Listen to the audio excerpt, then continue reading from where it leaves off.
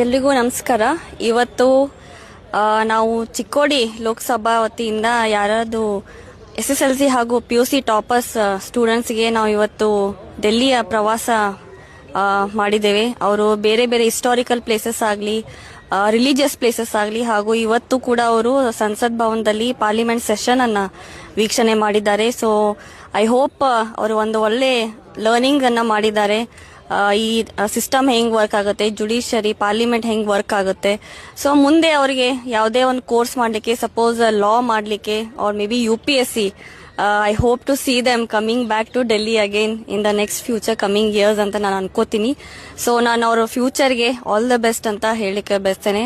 So ಅವರು ಕೂಡ ಮುಂದೆ ಒಂದು ಇಲ್ಲಿ ಹೇಗೆ ಜನರನ್ನ ಅವ್ರ ಜೊತೆ ಬೆರ್ಕೊಂಡು ಇಲ್ಲಿ ಜನ, ಇಲ್ಲಿ ವಾತಾವರಣ, ಇಲ್ಲಿ ಸಿಸ್ಟಮ್ ಹೇಗಿದೆ ಅವರು ಕಲ್ತುಕೊಂಡು ಮುಂದೊಂದು ದಿನಮಾನಗಳಲ್ಲಿ ಒಂದು ಒಳ್ಳೆ ಹೆಸರನ್ನ ನಮ್ಮ ಬೆಳಗಾವಿ ಜಿಲ್ಲೆ ಹಾಗೂ ತಮ್ಮ ಪೇರೆಂಟ್ಸ್ ಆಗಲಿ, ತಮ್ಮ ಶಾಲೆಯವ್ರದ್ದಾಗಲಿ ಹೆಸರನ್ನ ತರ್ತಾರೆ ಅಂತ ನಾನು ಅನ್ಕೊಂಡಿದ್ದೀನಿ.